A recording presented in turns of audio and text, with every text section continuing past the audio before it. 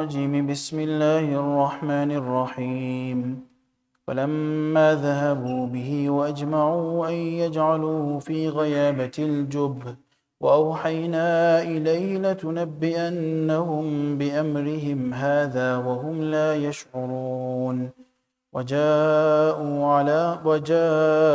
أباهم عشاء يبكون قالوا يا أبانا إنا ذهبنا نستبق وتركنا يوسف عند متاعنا فأكله الذئب وما أنت بمؤمن لنا ولو كنا صادقين صدق الله العظيم. Respected brothers and my dear young friends, last week we mentioned regarding the brothers making the plan and then coming to Yaqub alayhi salatu wasalam to persuade him to send Yusuf alayhi salam with them to play in the jungle and to eat the fruits, etc.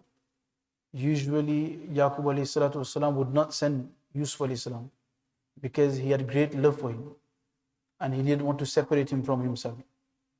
But the brothers somehow managed to convince and persuade Yaqub alayhi salatu wasalam that let Yusuf come with us. Yaqub alayhi salam, like I mentioned last week, had a dream, some say, and in the dream he saw 10 wolves attacking Yusuf alayhi salatu wasalam. And he mentioned half the dream, but he did not openly say to the brothers that I fear you. In fact, he said it in a distinctive way, that I fear wolves, 10 wolves, that I fear harm from you. But he used the word wolves not to, because the akhlaq of a Nabi is that he does not say it straight on the face. So anyway, Yaqub alayhi salatu wasalam realized that if I stop them this time from taking Yusuf, the next time they will make another plot and somehow they will try to take him. So he thought, let them take him. And he took an oath from the eldest son, Yehuda, that give me a pledge, give me an oath, that if I send Yusuf with you, you will look after him, you will protect him, you will give him food, you will give him drink, you will see to his needs. So they agreed. And Yaqub alayhi salam said, okay, I will send him. It is mentioned in some by some Mufassirin that Yaqub alayhi salam then hugged Yusuf alayhi salam, he embraced him, he gave him du'as, and he bid him farewell, that he can go with the brothers. And because he loved him so much, Yaqub alayhi salam walked with the brothers. And to show their love, their fake love, they picked Yusuf alayhi salam up on their shoulders, and they were turn by turn picking him on their shoulders to make the father feel comfortable, that these my 10 sons will look after Yusuf. So they carried on walking, and Yaqub alayhi salam walked with them to an area, to a place, until where he decided not to go any further. So he stopped there and he watched. In the Quran, the story, the incidents, the things that happens to Yusuf alayhi salam from the moment he leaves, when he gets permission, till the moment he is put in the well is not mentioned. Because the Quran focuses on lessons to be derived. The Quran focuses on how we can reflect things into our life. So wherever Allah subhanahu wa ta'ala sees that this is a lesson that needs to be taught, He will bring the ayat. But He will not go deep into a story. Whereas the stories and the books and the tales and the dramas of the world are such that they are there to play with your emotions. They want to make you cry. They want to make you emotional. But the Quran is not there for this reason. The Quran is not to make you emotional. The Quran is there to give you a message, to derive lessons, to reflect and see on your own life. And if there is such a story that brings emotions into it, then fair enough. But the Quran does not go into stories purposely just to make you emotional. So from when Yusuf alayhi salam is given permission, all the way till when he is flung in the well, there is no mention in the Quran Sharif. But Mufassirin have derived from historical stories, from historical narrations, that whilst they were walking, Yaqub alayhi salam came to a certain time and he stopped. And the brothers carried on walking with Yusuf alayhi salam on their shoulder to show that they are loving him. All fake love. And then when they went to a distance where Yaqub alayhi salam could no longer see Yusuf alayhi salam and the brothers could no longer see Yaqub alayhi salam, they realized that we are out of the limit now. Our father can't see us. So straight away the brother that was holding Yusuf alayhi salam flung him to the ground. And some started to hit him. They pushed him and they started running. So Yusuf alayhi salam was young, so he tried to run behind him, he could not catch up. So they were all bullying him, hitting him, and inflicting hardship on him. Then Yusuf alayhi salam went to his brother, the eldest one, Yehuda. And he was crying and sobbing and screaming. He said, have you forgot the pledge that you have given, Father? Have you forgot that just now you said that you will look after me and you will not harm me and you will protect me? Are you not going to do this to me? So like I said before, Yehuda had a bit of sense. He had a soft corner in his heart for Yusuf alayhi salam. And Allah subhanahu wa ta'ala had given him a tawfiq to do good. So he told the other brothers, we can't do this. Leave him, don't do this. And they had already planned to kill him. So Yehuda went and he told them that, look, he is sinless. This Yusuf is Masoom, he is sinless. And over there we have just left his father who is also Masoom and he's a Nabi. So if you kill this sinless person, then you are taking illegal blood on your hand. You are taking blood on your hand, which is a grave error and a grave sin, a great sin. And over there for the rest of your life, your father will be sobbing and will be in grief. So don't do this. Let's cancel the plot. Let's forget it and let's go back. And just to save our backs, we will make Yusuf promise to us that when we go back home, he will not say anything to Abba. He will not tell anything father. That they hit me on the way, they pushed me on the way, they bullied me on the way. We will make him promise this to us so we are covered as well. And he is saved as well. And let's get him back to our father. So the brothers, their hatred had surfaced now. Nobody there to protect him. So they told Yehuda that, look, you have been with us in the plot from day one. Now we are about to execute the plot. You want to cancel it? You want to move out? Why? Because we know your motive. You want to become big in front of Abba. You want to become clever in front of Dad, that you looked after him and you protected him. So that you also get love and shafqat. And you also get attention. So no, we're not going to do this. We are going to execute our plan.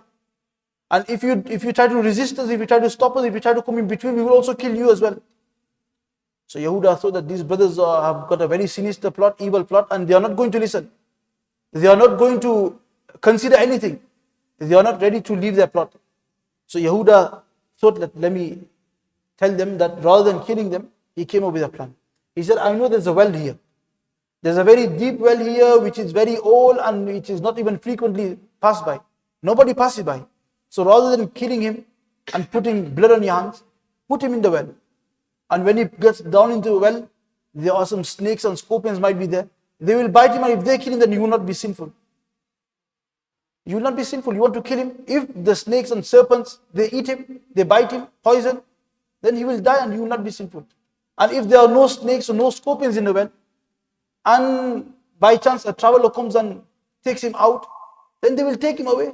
And in both cases, your objective will fulfill, that he will no longer be in the picture, he will be out. So they said, okay, let's do this. So they went by the well and they got Yusuf alayhi salam, and they were about to throw him into a well. And there are many historical narrations that Yusuf alayhi salam held onto the wall of the well and they hit him on his hand. And then they took his shirt off, they took his kameez off before they could lower him. They put him in the bucket and they started lowering him in the bucket. So when they started lowering in the bucket, he went halfway and they cut the rope. When they cut the rope with this intention that if he falls and there's water inside, he will drown and die. And if there is no water inside, he is dry and there's rocks and stones, then he will fall on there, he will get injured and he will die. But Allah subhanahu wa ta'ala in some narrations mentioned that he survived. In some narrations mentioned he fell and he was unhurt and he sat on a rock. And in some narrations mentioned Allah subhanahu wa ta'ala instructed Jibreel that go and get your wings and put it under Yusuf and stop him and make him sit on a rock that's inside. So Jibreel came instantly and he got Yusuf as he fell in the well. Simultaneously he came and he caught him and he put him on the stone. Allah subhanahu wa ta'ala then goes to say, فَلَمَّا ذَهَبُوا بِي وَأَجْمَعُوا أَن يَجْعَلُوا فِي غَيَابَةِ الْجُبِّ. فَلَمَّا ذَهَبُوا, when they went and they took him and they agreed to throw him in a dark well. وَأَوْحَيْنَا إِلَيْهِ لَتُنَبِّئَنَّهُمْ. Allah subhanahu wa ta'ala says, وَأَوْحَيْنَا إِلَيْهِ. We sent revelation to him. لَتُنَبِّئَنَّهُمْ. To inform him that certainly you will remind them, these brothers, of this matter. وَهُمْ لَا يَشْعُرُونَ. When they will not even recognize you. So some say that Yusuf ﷺ, if you imagine a young boy, he's just been taken away from the love of his father, affection of his father. He's been taken out of the comfort of his house. He's been taken away from people, from his own brothers. His own brothers are inflicting harm on them. That's what they say, that sometimes al-aqaribu kal-aqaribu.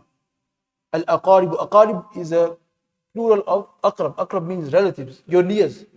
And aqrab with an ayn means scorpion. And aqarib is a plural. And in Arabic there's a proverb. Proverb that sometimes your near people are the scorpions. They are the ones that bite you, they are the ones that harm you. So this was a state that Yusuf alone, taken away from the comfort of his house, taken away from the love of his father, and he's going to be flung into the well.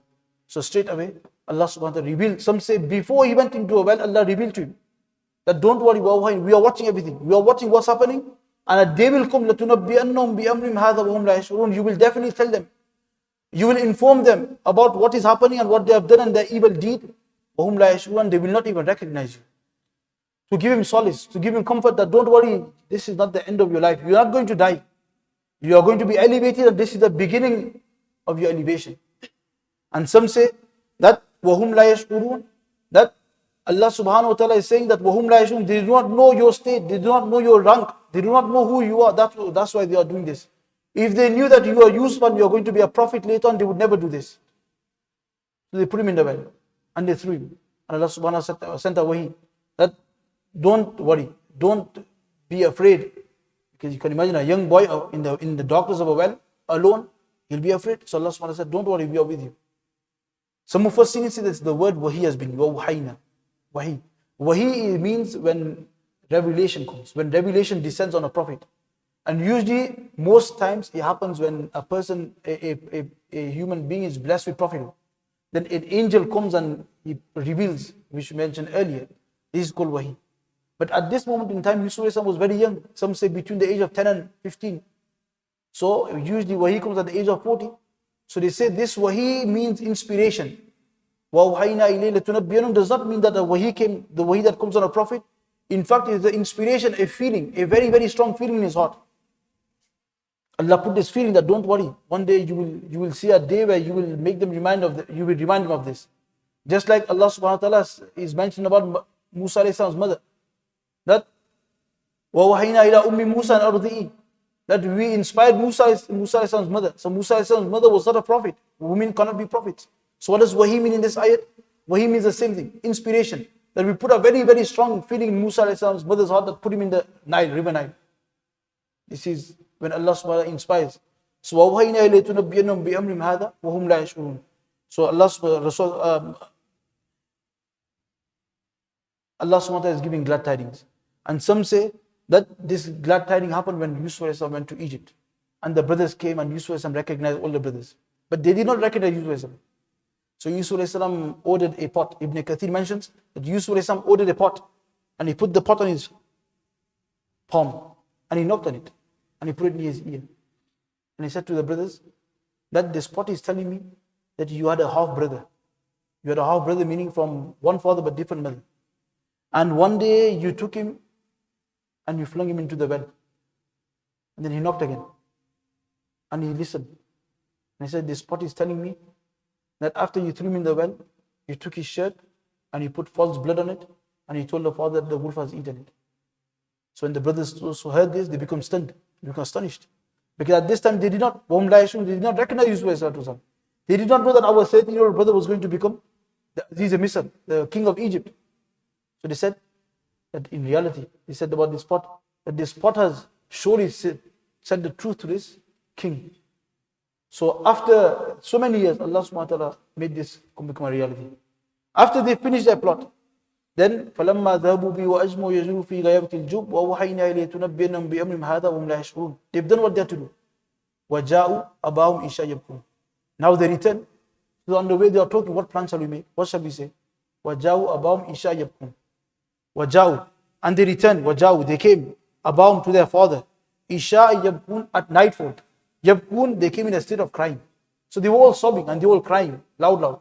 So Yaqub was in the house and he heard this. So he came out anxious. Kya hua bhai?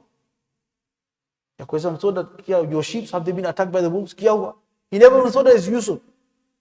So they said Mufassirin say, why did they come at night? Some say they came at night because it just so happened that they ended up at home at night. And others say, Allama Usmani says, that they came at night deliberately. Because in them days there was no light, there was no electric. So there was a small candle in the house, small lantern in the house, so you can't see everything. So they came in night so that the father could not recognize their shamelessness in their face. So that their father cannot recognize that they are lying. So the father can't recognize that they are faking in their crying. That's why Imam Amash says, that after the crying of the brothers of Yusuf, I do not believe every person that cries. You cannot believe every person that cries to be a truthful person. And Allama Qurtubi says that some people are very perfect in this. That they know how to cry and they'll take out a lot of tears, but in reality they are lying. So for a lesson for us, well, when we are fathers and parents, that sometimes 2 brothers, 3 brothers, sisters, they have a bit of a quarrel, and one always cries out. Don't just take the word from that he's crying so he's a victim. Because even these brothers acted like they were victims, but in reality they were the oppressors. They were not the victims. So our father's duty is that after the son stops crying, then ask both of them, "Bhai, what happened? What happened?" And sometimes you will find out that the one that is crying the loudest is the one that started.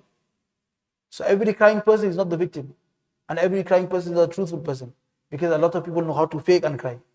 So Yaqub alayhi salam saw this. So they said that, what's happening? Yaqub salam, what's happening? Qalu ya abana inna dhabna. They said, oh our father, inna dhabna. We went, nastabiku, we went to race. Wa tarakna Yusuf inna mata'ina. And we left Yusuf by our saman, by our belongings, by our stuff. فَأَكَلَهُ الذِّئْبُ. And a wolf ate him. Just like Yaqub said previously that I fear that a wolf will eat him, so they thought that let's take this. The apprehension, the main thing that Yaqub feared, that's the thing they said. That's why they say that don't tell everybody your apprehensions, don't tell everybody your fears. Because those who are not your well-wishers, they will use your fears against you. They will tap into you. You say, I fear this, they will use that against you. So they realized that Yaqub told us that he fears a wolf on Yusuf. So what did they say? That just like you said about that, exactly that's what happened. First, وَتَرَكْنَا يُوسُفَ إِنَّ مَتَاعِنَا. We left Yusuf by our goods. فَأَكَلَهُ الذِّئْبُ. A wolf came and he ate him. وَمَا أَنْتَ بِمُؤْمِنٍ لَنَا. But now, to make their statement strong and to make themselves look real, remember when you lie once, you have to make 1,000 lies.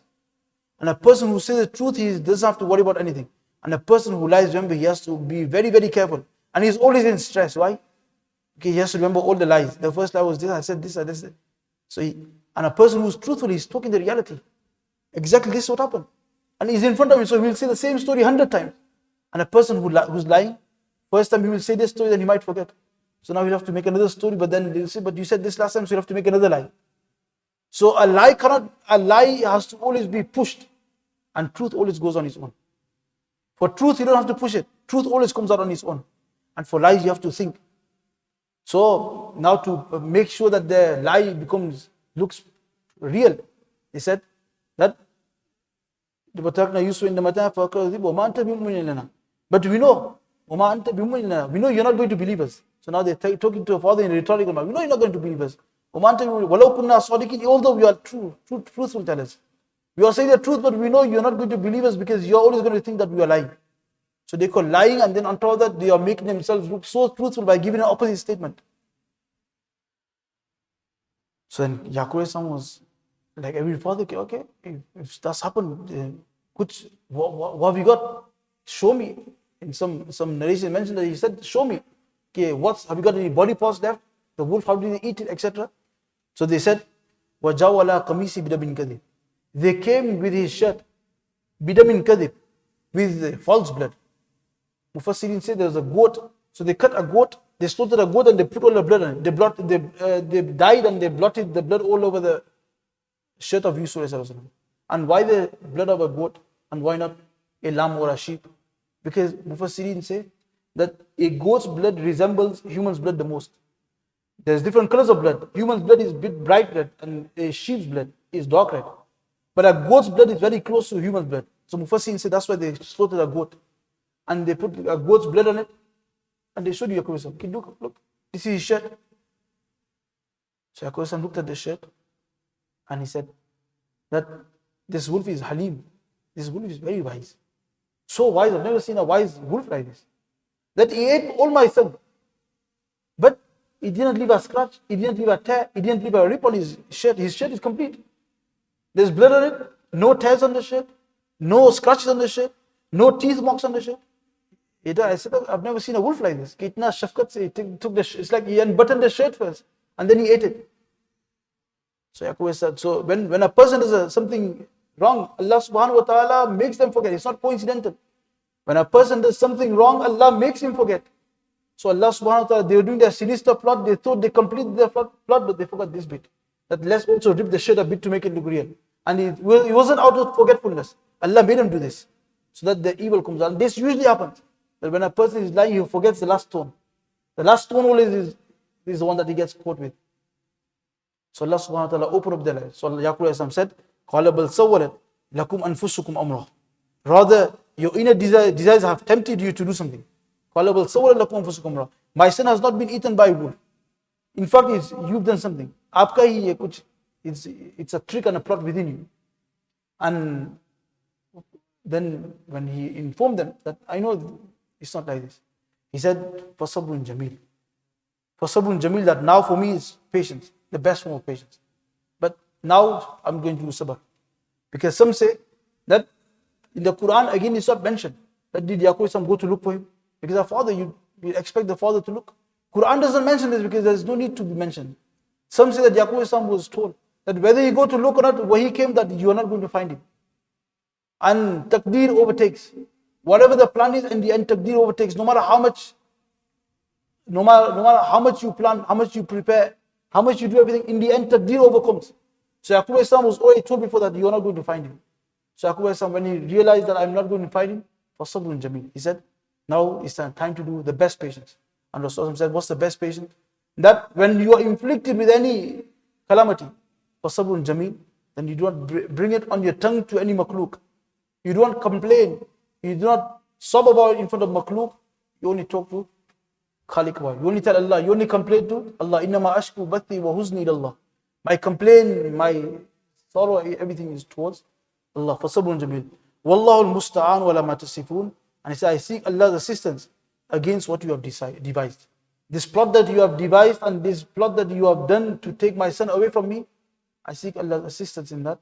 And I seek help from what you described. That I know it's a lie. What you are saying is not 100% truth, but I seek Allah's help in this.